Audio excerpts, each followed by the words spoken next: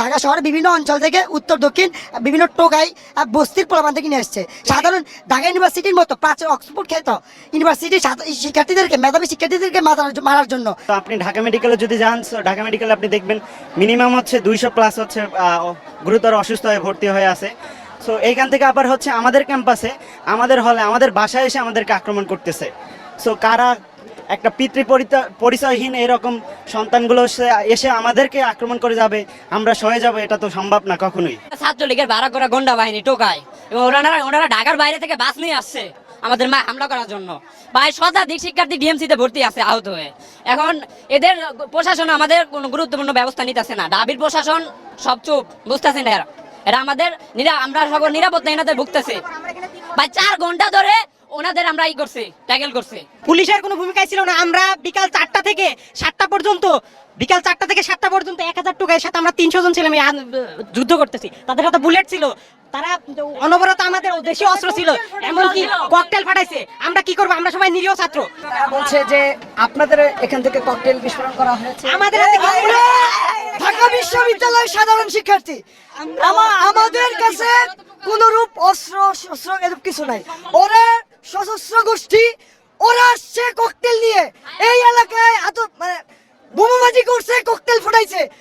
বিশ্ববিদ্যালয় প্রশাসন পুরো নীরব ছিল, পুলিশ প্রশাসন একদম নীরব ছিল, তাদের ভূমিকা ছিল না। ছাদ থেকে যখন ইট পার্টিকেল মারতেছে ওদের প্রতিহত করার জন্য তারা এখান থেকে গুলি ছুটছে, রাবার বুলেট মারছে, একজনের পিঠে লাগছে। স্টুডেন্ট আমাদের এখন আমি কি বলবো, অনেক স্টুডেন্ট ঢাকা মেডিকেলে শতাধিক স্টুডেন্ট আহত অবস্থায় আছে। টোকাইগুলা কিভাবে ক্যাম্পাসের মধ্যে ককটেল বিস্ফোরণ করে, এটা আমাদের কোশ্চেন। কিভাবে প্রশাসন কি করে? এখানে প্রশাসনকে বারবার অবহিত করা হয়েছে যে ক্যাম্পাস টোকাই মুক্ত করো। 5 ঘন্টা পরে এসে আমাদেরই বলে হলের মধ্যে যাইতে। কেমনে বলে এটা? তাদেরকে লজ্জা হওয়া উচিত। 5 ঘন্টা পরে এসে আমাদেরই বলে হলে যাইতে। এখন বাইরে থেকে পোলাপান টোকা এসে তাদেরকে বাইর করতে পারে না, আমাদেরই বলে হলে যাইতে। পুলিশের ভূমিকা আমাদের পুরো নেগেটিভ। ওনারা বারবার আমাদেরকে চাপ দিচ্ছে শুধু আমরা হলে চলে যাওয়ার জন্য। বাট ওনারা ওই দিক থেকে ছাত্রলীগকে কোনোভাবে কিছু বলতেছে না, যাতে আমরা হলে চলে গেলে ওরা ঠিকই হলটা দখল করবে এবং আমাদের ওরা যে সিলেক্ট করবে আমাদের সাধারণ ভাইদেরকে ওরা পরবর্তীতে টার্গেট করবে। ঠিক আছে, আজকে সারাদিন আমরা শান্তিপূর্ণ মিছিল করতে গিয়েছিলাম, বাট ওরা ঢাকা শহরের বিভিন্ন অঞ্চল থেকে উত্তর দক্ষিণ বিভিন্ন টোকাই বস্তির প্রমাণ থেকে নিয়ে আসছে। সাধারণ ঢাকা ইউনিভার্সিটির মতো প্রাচীন অক্সফোর্ড খ্যাত ইউনিভার্সিটির শিক্ষার্থীদেরকে মেধাবী শিক্ষার্থীদেরকে মারার জন্য তারা টোকাই নিয়ে আসছে।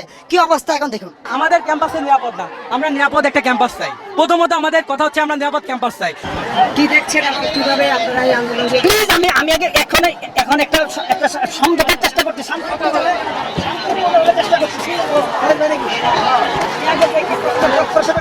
আমার কাছে যে হেল্প চাবে আমরা সেই হেল্প করবো।